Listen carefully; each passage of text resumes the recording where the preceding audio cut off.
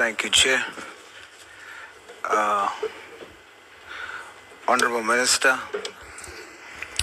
as a retired general, former minister, and for your sacrifice in the struggle, I want to say thank you for your service. Thanks. And for your sacrifice. Thanks. I have no bias. I will ask you questions based on your submitted evidence and also the testimonies that we've heard thus far. General, when I questioned Minister Mkunu, I used Socratic irony to test the truth in his testimony, whether he actually applied his mind before he made the decision to disband the PKTT. After putting the facts of his evidence to him that shows all the reasons that could possibly support the conclusion in his letter that the PKTT no longer added value to the police service in South Africa as a whole, he defended the PKTT on every single fact I put to him. This now showed that based on his testimony, it is not the work study or the budgetary issues that actually caused him to conclude that the PKTT must be disbanded immediately. So the question is, what truly motivated him? What's left is the allegation of General Mkwanazi that the reason is because the minister is protecting drug cartels. Well, thus far, there has not been substantial evidence provided to prove that allegation, especially since the main witness, General Mkwanazi, testified that he can't say that the decision is unlawful. He can't say that for a fact. He also testified that he can't say that Minister Mkunu and General Sibiya is actually corrupt. Therefore, we must still probe more witnesses to try and get to whether or not his allegations are true. But General, on the day, I was convinced that there is a third possibility. For now, I can only call that possibility the minister's conviction. There's something deeper that he's not telling us. There's something that he knows. I don't know yet what exactly it is. The best I could do was to tell him to stand by his conviction, even if it goes against public opinion or risks his position. I told him to put South Africans first. But today, hopefully, your testimony will assist me to get one step closer to the truth. General, you were the Minister of Police when Nathaniel Julius, a Down syndrome little boy, was brutally shot and killed by police. After 4 years, there's still no justice for Lokis. General, is the reason for this because there's corruption in the police and the judiciary?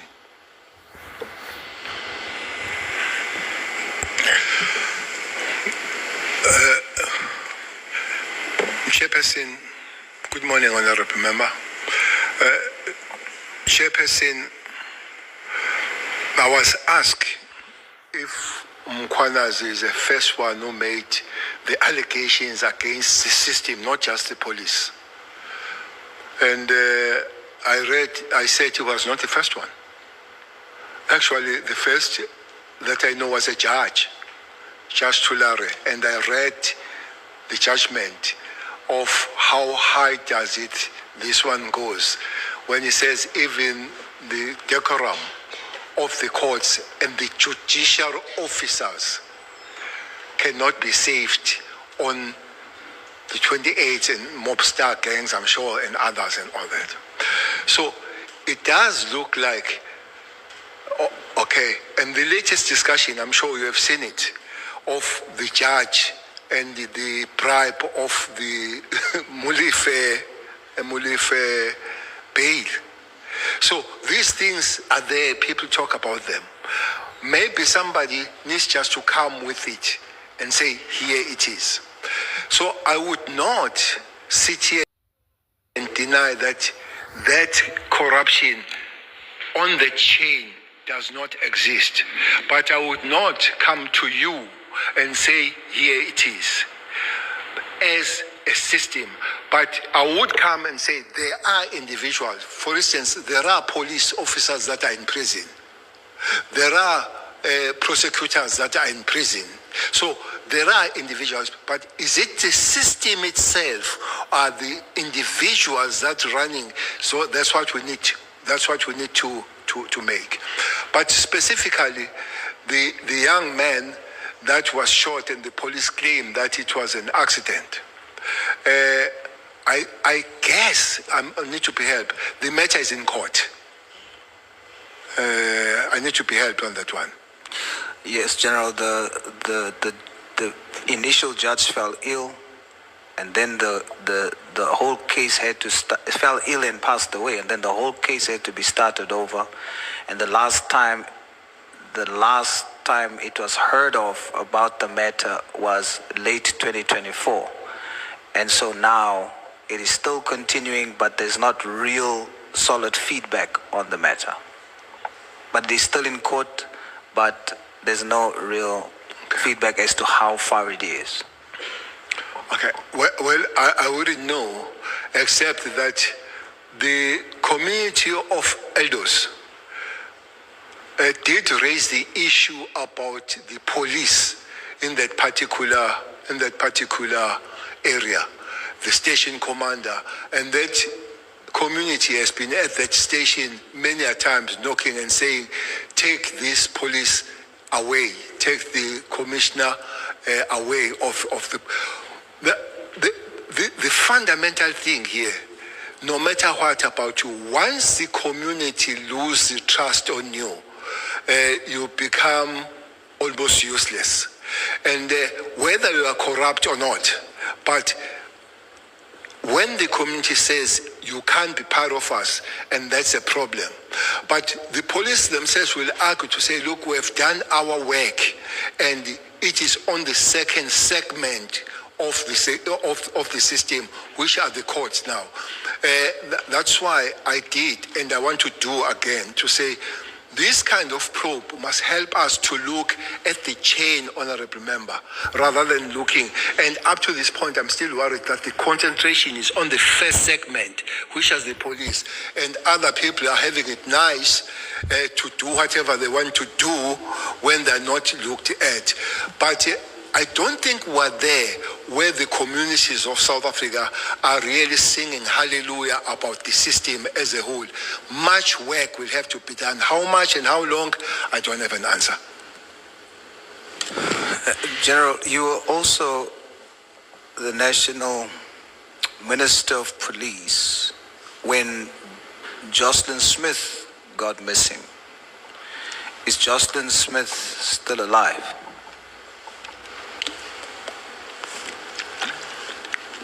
The last question is Jocelyn Smith still alive?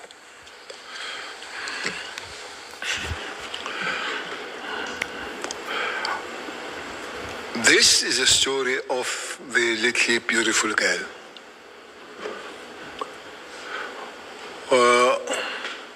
The story comes and one goes to that place. It's somewhere in West Coast. What is that place? Saldanha. One goes there to cry with the parents and find out what is it. And then national commissioner, provincial commissioner, we go to see the protected parent, because the community has an issue with the parent, with mother from the very word go. From the very word go. You know, most of the time these communities can lie. Yes, they do sometimes do wrong things as a mob. We go to see this. We go to see this mother, who is in the protection of the police. The first thing she asks is if the boyfriend is safe. Okay. You know, you've lost a child, but the first question you ask is that one. The second request you make is that if the boyfriend can come and join you so that you can be safe. Not absolutely nothing about the child. Nothing. And then when you ask, this boyfriend is not the father, is not the father of the child. And then you say, there is something wrong. I said, National Commissioner, what kind of a mother that will lose a 6-year-old and ask about the boyfriend first? I said, in a very light way, we'll have to find the story. What is it here? When we went to see the father, after that we went to see the father now. And the father said, my story is that the mother knows what happens. This is the father now saying so. We went to see the grandmother, and the grandmother said knows. And then I think that was the angle from the police that followed. But I must also commend the community of that area. I've never seen such a formidable, united community around the matter. That community pushed everybody for something to happen. Then this theory of investigation, it was say the child has been kidnapped. It was about Inyanga. I'm sure you know what Inyanga is. It was about Inyanga, Muti, and all that kind of thing. So the theory of Muti, then the child should not be living once it's for that.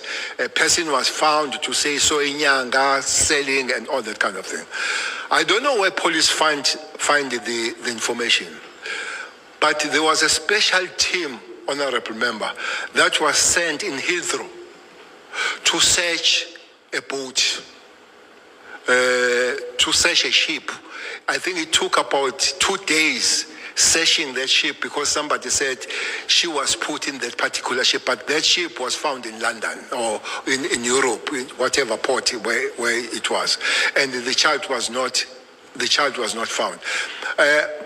When one went there, community raised the issue again that police were a little bit lackadaisic approach in dealing with the matter. I said, when this community is so much active and so much involved, police can take a reverse gear on it, go to it. And indeed, there were many police searching and all. Is where we were together with your leader, working on the matter and all that. One thing that I can say, that is one matter that was worked by everybody, politicians, community, law enforcement, Abefundisi, everybody really worked on it.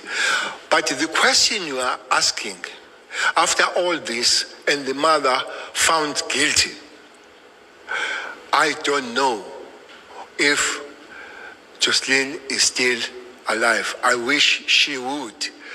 But even if she is alive where she is, I don't think her life will be a comfortable life. Because nobody could have taken her out of the parents to give her a better life than the parents, no matter what is the social status and standard of the parents. I don't want to say I don't have a hope, but I don't have information. After the judgment and the sentencing, police said they are continuing to search. I think that should continue until we find the final understanding what happened to Jocelyn. Thank you, General. I think I agree with you. We should continue to search and do our best. We still have hope. General, you testified that you gladly accepted to stay for free at Mr. Matlala's apartment. Please share with us, what was your experience like there?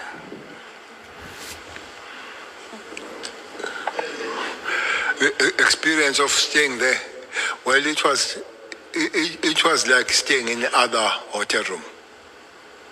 No special experience. It was just a hotel room as you would stay, because it forms a part of hotel there. So if it's not there, it's hired out as a room of the hotel. So It's just like sleeping in the hotel, like where I slept last night in the hotel. So, General, that experience, you had it for free. Hotel? That experience, that's just like a normal hotel, you had it for free. No cent from you. Yes, I did not pay. Now, General, I put it to you that you did not have that experience for free. I put it to you that you did not have that experience for free. Someone paid for it. Well, not that one I know. I'll tell you who paid for it, General. Okay. Her name is Babita Diakoran. Okay. She paid for your free stay with her life. Okay.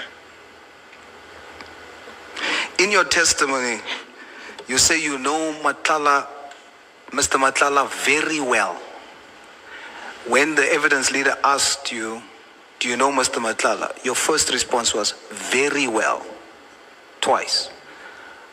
What do you mean by that?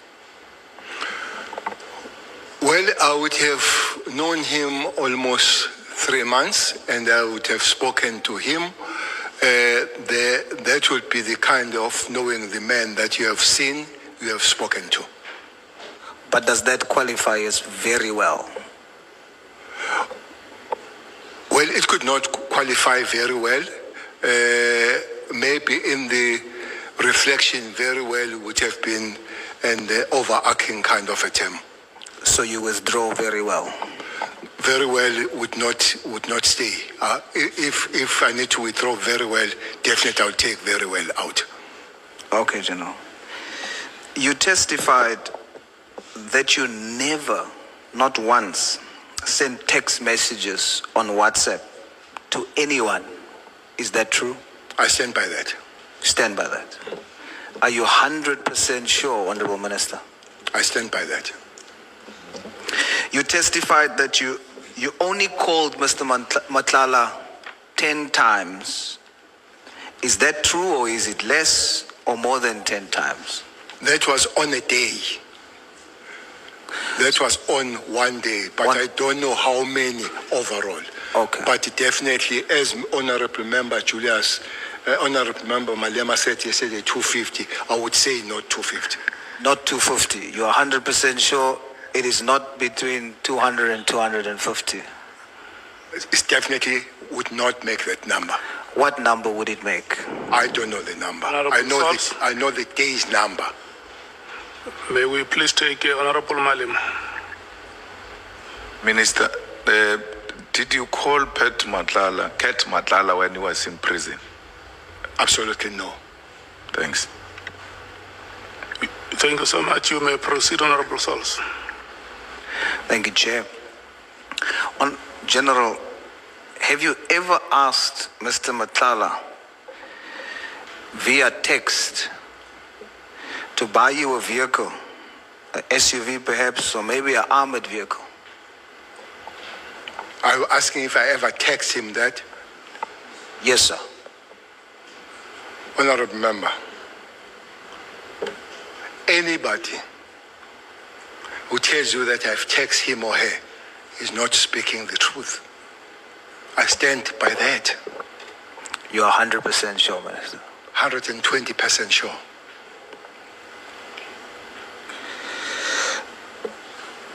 General, who introduced you to Mr. Matlala? It's Mabonga. Bongane. Sorry, Minister. It's Bongane. And how do you know Bongane? I know Bongane because he's a son of Spotla, who was a taxi operator at Nongoma. Was it the first time you met him? Matlala or Bongane? Bongane. No, not Bongani, but it was not the first time I've met him. So let's use the words you withdraw just to try and gauge how you knew him. Do you know Mabonga very well? Bongani, I was not meeting him for the first time. I know his father very well rather than I know Bongani as a son, but I know him as a son of Sputla. Do you know the level of knowing him? Do you know that he is or was a notorious shooter? He shot people. Did you know that? I know that he was once arrested for violent conduct, and I knew that he had a security company. But did you know But that? I didn't know that was notorious of shooting people. Do you know about the incident at Temple nightclub in Sandton, where he just shot in the club? Did you know about that? The incident of shooting I know is when he was shot in a restaurant in Sandton. I don't know the incident where he was where himself shot, but I later did hear that was a shooting in a club, but I heard that after he has been killed himself. He has been cleared. He has been killed, yes. There was video footage of him doing so, and he did so in January 2024, and you were still the Minister of Police at the time, Minister. And so because it went viral, it was everywhere, I'm sure that somehow you would have been informed about that, because it happened whilst you were the Minister of Police. Well, absolutely. I have not seen that video, and I know the incidents after himself has been killed. So knowing all of this... Honorable Sauls. Yes, sir. May we please take Honorable Breitenbach. Thanks, Chair. I'm sorry to interrupt Honourable Sauls, but I think there's a fundamental misunderstanding between Mr. Cele and Mr. Sauls. Mr. Sauls is hearing cleared, and Mr. Cele is saying killed. So there's a problem, I think, just to clear that out.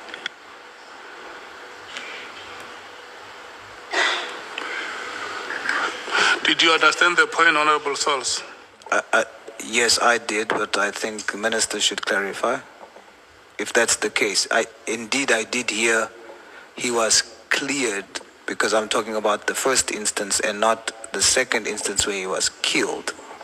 So is Minister saying killed or cleared? But it's you who said he was cleared. Is it you? No, sir. I know. Okay, let's start here. The person in question, is the person still alive? As we speak, the person is sadly no longer alive. The incident I'm referring to, the person was alive during the incident and after the incident. And that incident happened during the time that Minister was the Minister said on that incident he was cleared, or whether he said killed. Okay, who cleared the person, Minister? The person you talk about. The person you talk about here is Mabonga, is not Matala. Yes. Yeah. So it talks about the shooting in the club.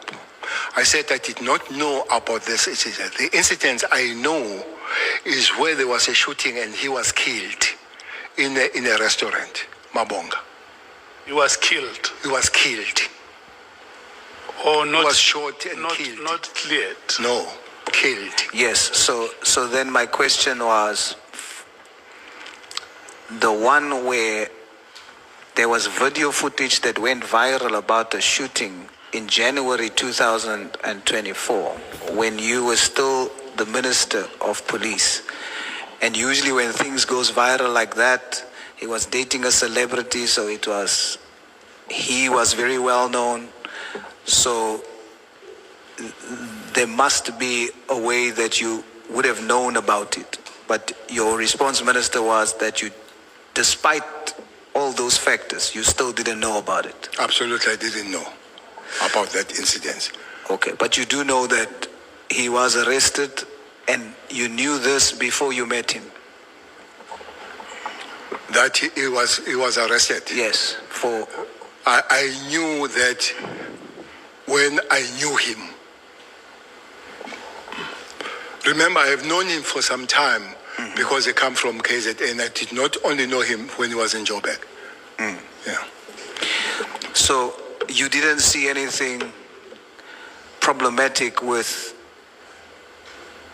having a meeting with someone who is shooting, who's known to be shooting?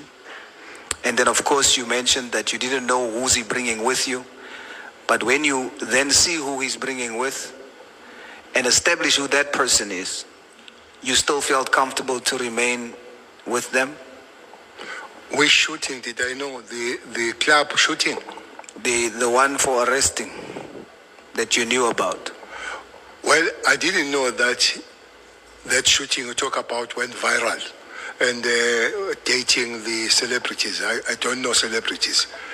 I'm not a celebrity myself, so I don't know.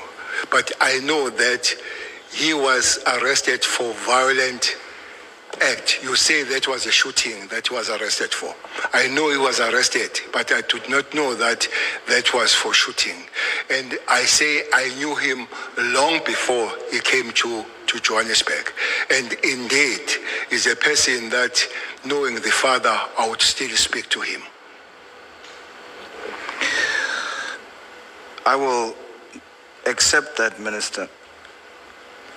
In your ministerial budget, your budget speech on the 11th of July, 2019, you said 119.8 million was spent on deployments for Operation Thunder in the Western Cape, and 18.5 million in addition for vehicles to Western Cape anti-gang unit.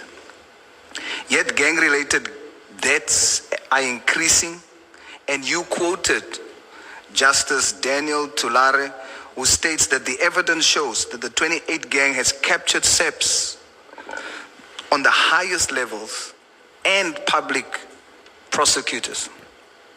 So what reason would there be for putting so much money in something like that when there's totally no change? Okay. Well, the chair is not here. I want just to take a step back on Mabonga before I come to this one. Yes, sir. You say I still spoke to Mabonga when I know that he was in prison. No, I didn't say in prison, Minister. What did you say? Knowing what he's doing, and then afterwards meeting Mr. Matlala and getting to know what Mr. Matlala does, and you still continued a relationship with them. But I said I know Mabonga that was arrested. That's what I said. And then you say on top of that I still met him. Correct, but I didn't say... Because I want to come to you to say, but many of us here, we have spoken to people that have been in prison. Absolutely, but when that includes you. Indeed. Yes. I do speak then it can't be a crime to speak to somebody that has been in prison. I never said it's a crime, Minister. Okay. But what I am angling the question to is that your stature in society, who you are, what positions you held, you meet the persons on the first time. Then you find out and know what the questionable issues are. Me, who meets people who went to prison, come to prison, if it is questionable, I'm not going to continue a relationship with them to the point of taking favors from them and so on. So it is from that angle that I come.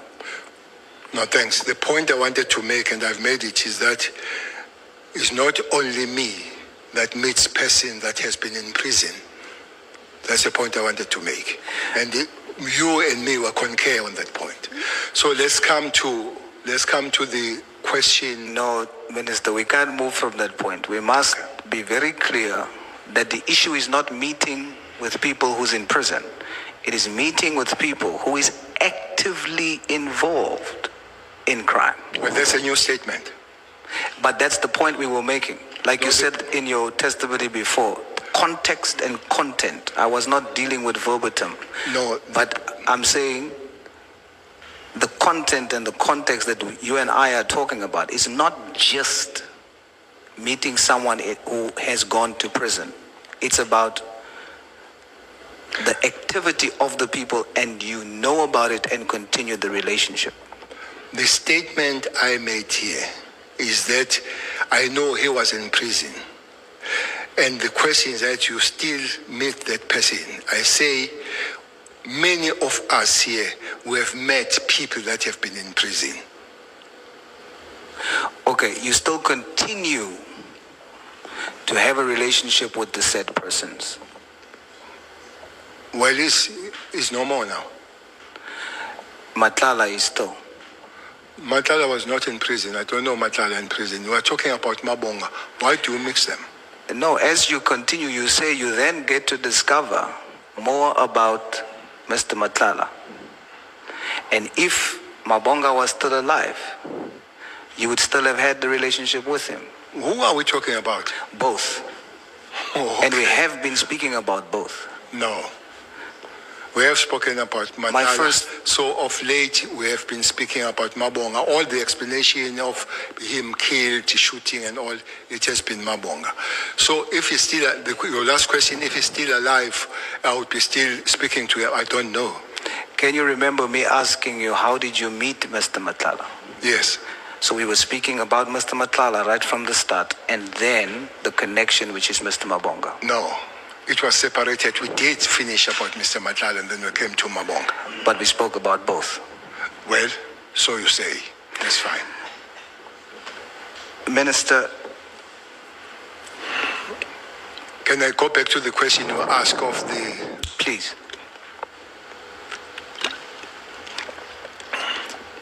The question says why I would put that money to these operations. When there's clearly no change in terms of gangsterism, and you quoted a judge saying what's currently happening, that gangs has infiltrated the judiciary and SEPs. So that means over 100 million invested has not changed the situation in the Western Cape. Why would you continuously justify putting so much money in that particular program? I guess that money is even far more now, Honorable Member. I don't know if that question says, and it means, don't put money at all there and let them kill one another. Because the question said, why do you continue to put the money? Honorable Member, there is no way that we can continue to put the money and have an effort to stop that thing. I just imagine when the minister or the national commissioner goes to the community and says, look, I've put 100 million here. You continue to kill one another. I'm putting no million, kill yourself. It can't happen. We keep putting the efforts on the matter and finding the ways they can work, including putting the resources in that particular thing. And I don't think the day will come when we say because there is crime, people kill one another, we stop having an effort of stopping that. I am definitely not suggesting not putting money in to stop people from dying. I am saying, when you assess that where you've put so much money is not assisting, the situation is just getting worse, consider taking that same money and putting it into something that will actually stop the killings across the country. Let me make an example. If you would take over 130 million, Minister, you testified that to fully train one member in the special task force will cost an estimated 1.1 million. Now, if you take that 130 million and put it into training, specialized training, you could train 115 members will come out in a year, specialized training.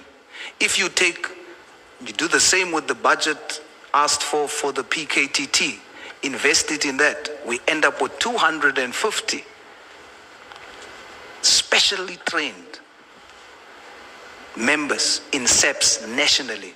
Now, if you send 250 specially trained to deal with these gangs, would you not think that there's perhaps a possibility that we can deal with it? That's the angle I'm coming from. I love your bravo theory on this matter, but it can't work. It can't work. You must remember that not once we have sent soldiers in Western Cape Flats. Soldiers, not police. They were requested, we sent them for some time. Come the COVID, we sent them. They did not stop the killings. And honorable member, I don't know if somebody has given you what is a special task force member. That, I call them human machines. They are never issued with rubber bullets. They are never issued with rubber bullets because it's not their job to deal with the public at that level. They don't just go there to deal with the complaining people, including the keys on the streets and all that. It has been done in the Western Cape. You know, one thing that we'll have to do in the Western Cape, again, is this book. She knows very well next to you. If you come to Western Cape, honorable member, we've got two wells. All my life as a national commissioner and the minister, I've never picked up a dead body in Constantia. I never pick up the dead body in what is that? Bay, Camps Bay. Minister, respectfully, just very quickly, I have about 15 minutes left, Nacha. I just want to check. Sorry, Minister. Okay. So, Minister, because I have 20 minutes, respectfully, if we can keep the responses concise, I'll appreciate that. But I would love to simply say... No, by all means, I'm just saying let both of us work together. Simply say, this book also speaks about the environmental design. I'm sure you have been in the Cape Flats. I'm sure you have been in Khayelitsha. That place does not accommodate a respect of a human being. When to be in Western Cape, some areas when you go to Delft, when you go to the place called COVID-19, I'm sure you have been at the place called COVID-19. So those things will have to be fixed so that people, they live as people and they feel as people. It's the only city where the toilets were made the handbags. Here. They were given to poti the handbags that you carry the toilet as you go and release yourself. So the kind of the life of blacks and coloreds in Western Cape is completely different from you and me we experience when you go to Constantia as we go to Camps Bay. And that's why maybe don't pick up the dead bodies there, because their life is a life of human being rather than going to Hanover Park or Delft. Minister, yesterday you testified and you said when you were talking about losing 56 members to the taxi industry, you said, I spoke to Ntlantla earlier. Did you mean you spoke to General Mkhwanazi earlier yesterday, or did you mean earlier some other day? Earlier leading to the understanding of losing of the members of Special Task Force. So it was a previous day? 3 years. No, previous. When was it? Did you say 3 years? Previous. Yes, previous. I think this thing of talking about bringing them back home is a thing within a year back. In a year back. Okay. You testified that you are scared. That thing scared you when you saw 23 special operatives that Matlala has hired, and you saw 56, or you heard about 56 that we've lost to. You said that thing scared you. Now, if a former national minister, a national commissioner, and minister of police is scared, we need to know why, because that must be very important. So just concisely, why did it scare you, Minister? I'm scared that the private security company capabilities are about to be equated or be more than the state capabilities when it comes to these forces. So that's what scares me, and it should not be allowed to continue to happen. So these forces, these members that comes from this force, who's the commander of that special task Those force? that are outside. Those that are inside, those that are outside where they come from. They come from the Special Task Force. Who's the commander?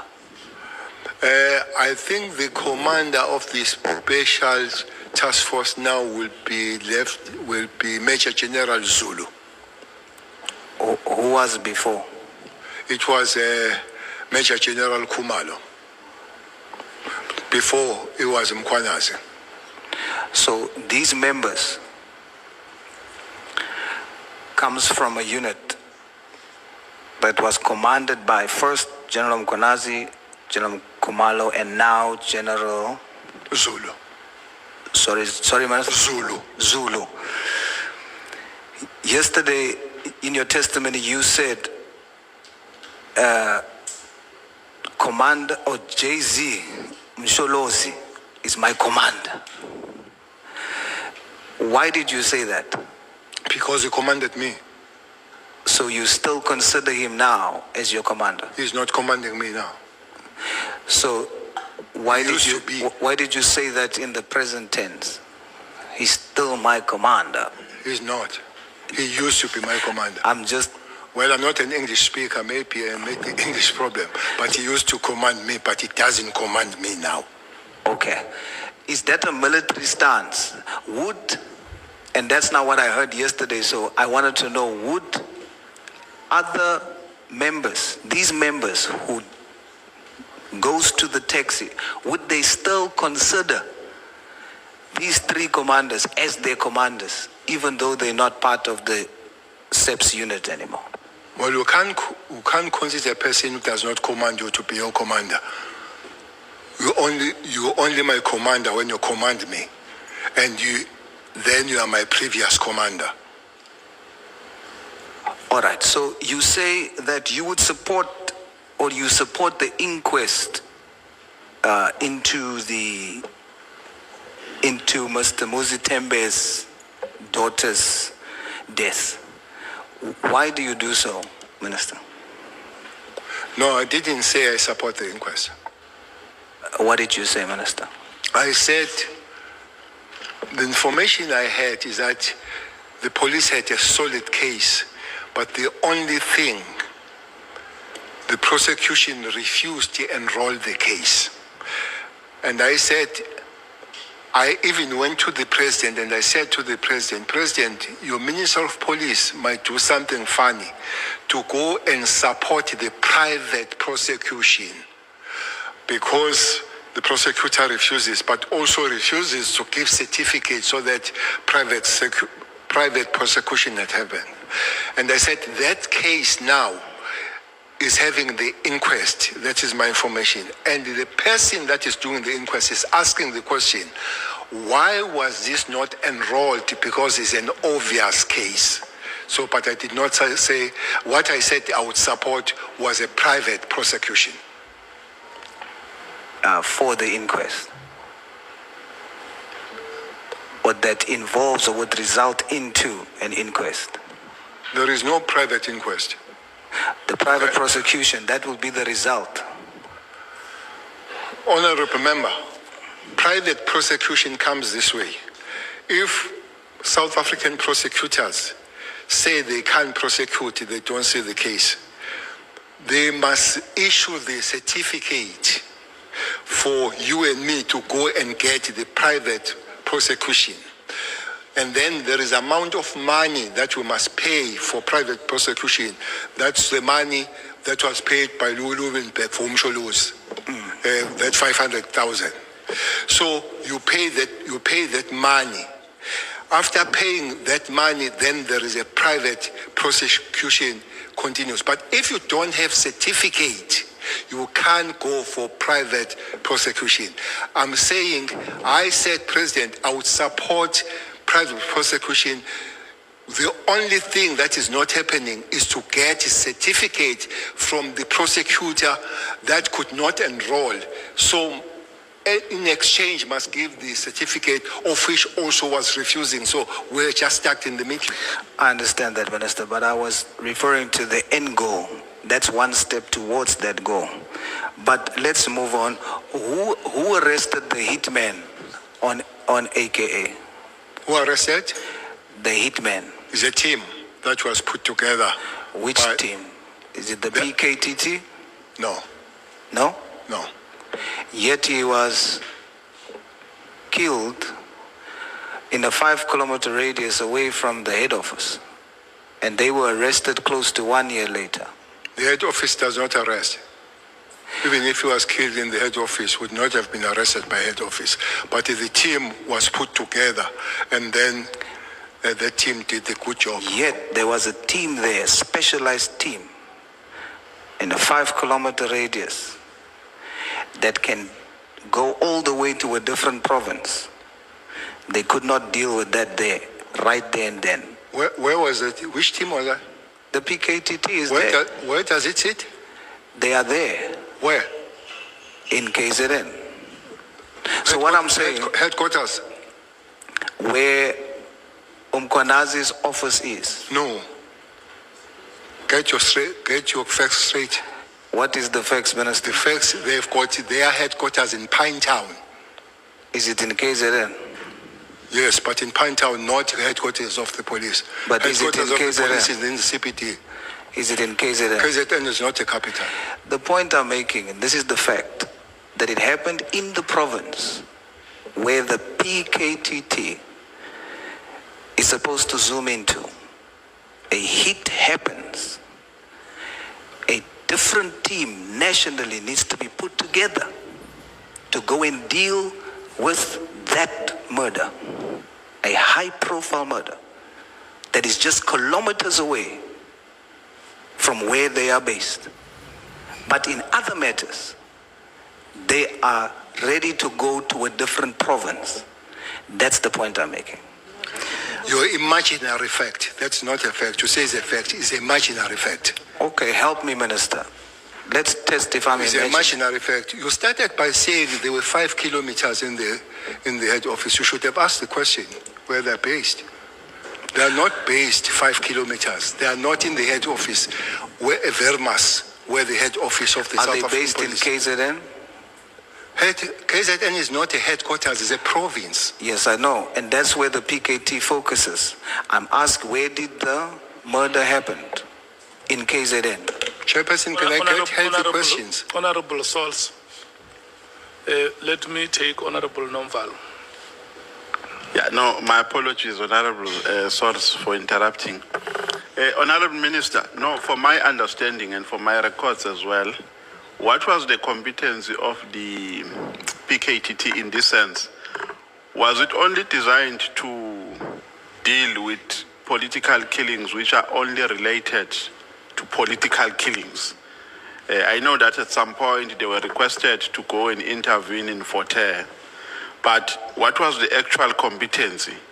Were they only dealing with political killings or with any other matter which occurred in the province? That is my follow-up question. Thank you. Was designed, Honorable Chair, to deal with political killings. But in their work, Honorable Member, pursuing the political killing, they will be led, let me put it this way, they find that I've shot and killed the councillor, but I've killed a taxi person the other day. They would not let me go to say, now we're stopping to arrest you because you have also killed. But their focus of work and their mandate was to deal with the political killing. And then other kind of killings would have the work of the South African police. Sometimes other kind of killings, they would be specialized, like the AK one was specialized. There was a special team that was put for that. Are you done? Yeah, I'm okay, Chair. You can move on. That is my understanding. Is it correct, General, that the acronym PKTT stands for Political Killing Task Team? Yes. Okay. Chair, if the question that you just asked is to insinuate that the matter we're talking about doesn't fall under political killings, then we then need to ask of the other matters. But the point here is, the General says, Pinetown, I'm dealing with KZN. But fact is, even Pinetown is in a 30-kilometer radius from where the murder happened. And the point I'm trying to make is that they're so close. It's a murder, high profile, deal with it and arrest people. But they can leave to a different province to do the same thing. But we can move away from that, General. I have, I think, about 5 minutes left, so let me jump a few questions. The members of the Special Task Force, you mentioned that taxi bosses would have employed them. Are you able to tell us which taxi bosses? No, I don't know which taxi bosses. I know that it's taxi industry that employs them.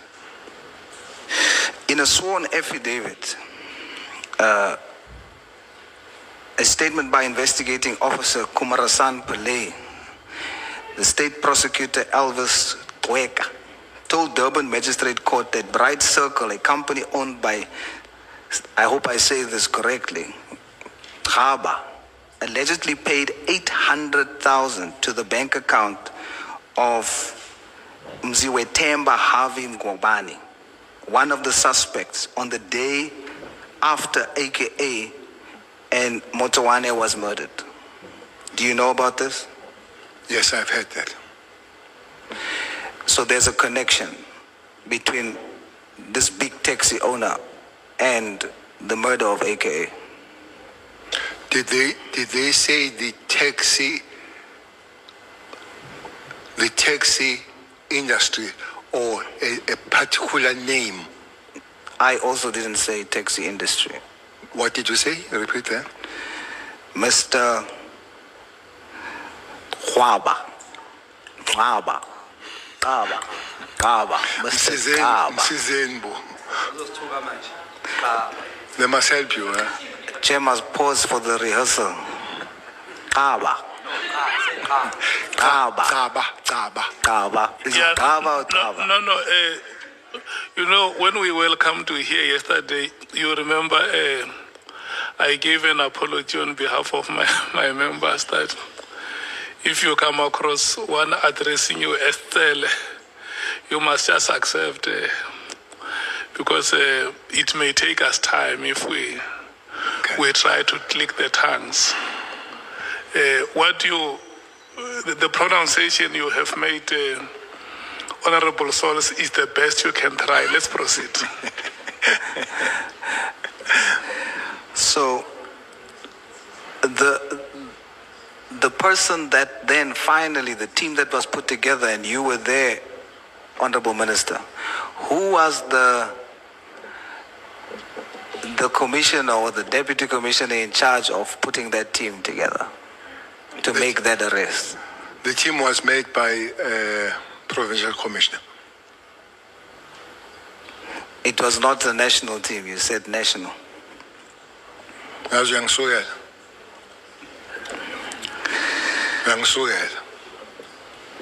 The team that arrested AKA was a provincial team put by the provincial commissioner. Okay. The Special Task Force of 59, the Special Forces of 23, I'm told in military terms, and you can help me there, Minister, is like a platoon. We've already heard by your testimony that these private security, they have helicopters, they've got armored cars, they've got bulletproof, they got weapons. I'm going to ask you a very honest question, Minister. If for some reason this group of people has to go in a fight with our SEPs today, who will win? State will win. The state will win. You said yesterday you were so scared because if you think about 59 against 20 from SEPs, it will never work. Why were you fearful? They are not special task force in the police now. They are not 20. You said if you had to send them, Yeah. would they win? Because I think the point you wanted to make was that you fear that they are getting stronger than the SEPs team. That's the point you wanted to drive home the whole time yesterday, that you are worried. And I added that it needs to be stopped. You are worried.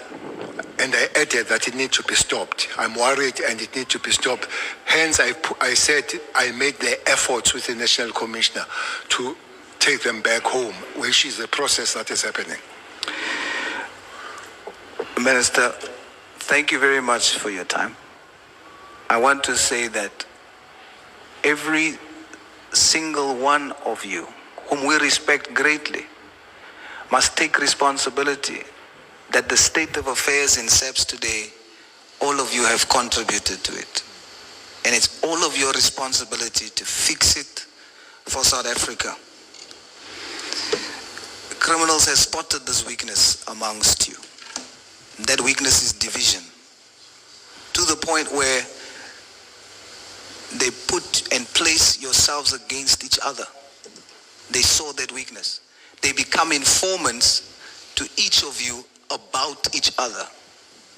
You no longer there, but I think as a senior, as a veteran, push harder to break this division because criminals are taking advantage of that and it's making our security vulnerable and communities are suffering, our children are getting missing, our communities are turning into war zones. We need to fix this. We can't police corruption, General. But I want to say that what's going to happen, there's a spiritual shift. The light in this country is getting stronger. And whatever happened in the dark is going to be exposed automatically. My message to every whistleblower, everyone that's standing up against corruption, don't seek to police it. Just make your light stronger. Don't seek to kill Judas. Judas will hang himself. Thank you, Chair.